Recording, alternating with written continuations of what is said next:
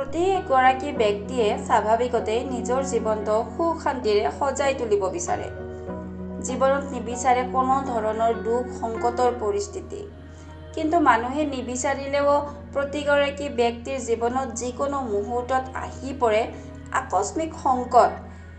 এনে পৰিস্থিতিত আমি কেনেদৰে সন্মুখীন হওঁ সেয়া আমাৰ ওপৰত নিৰ্ভৰ কৰে।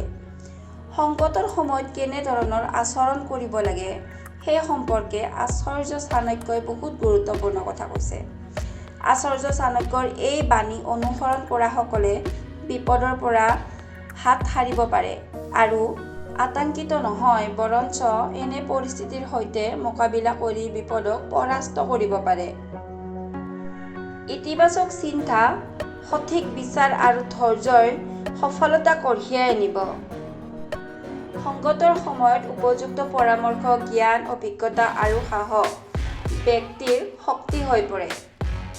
প্ৰতিকূল পৰিস্থিতিত এই গুণসমূহ কেতিয়াও আওকাণ কৰিব নালাগে।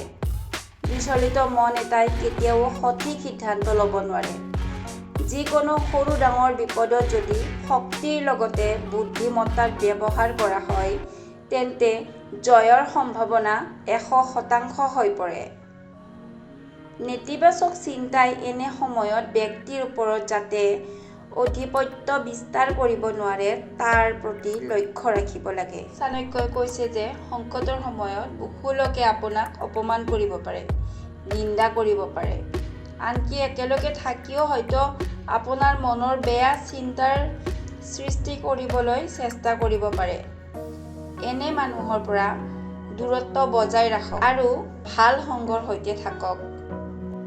একতাই বিপদ ৰোধ কৰিব পাৰে। মনত ৰাখিব, যিকোনো সংকট দূৰ কৰিবলৈ সাহস আৰু ঐক্য অতি প্ৰয়োজনীয়। সংকটৰ সময়ত যদি আপুনি অহংভাৱ মনত ৰাখে তেন্তে ক্ষতি হোৱাটো নিশ্চিত।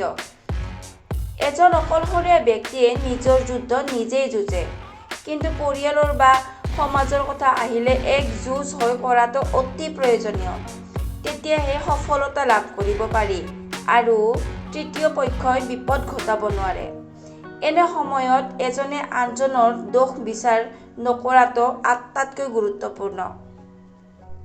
সজাগ হৈ থাকক। আচাৰ্য চাণক্যই কয় যে বিপদৰ সময়ত সাৱধান হোৱাটো অতি প্ৰয়োজনীয়।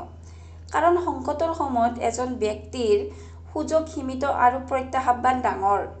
এনে পৰিস্থিতিত সামান্য ভুল এটাই ডাঙৰ ক্ষতি কৰিব পাৰে।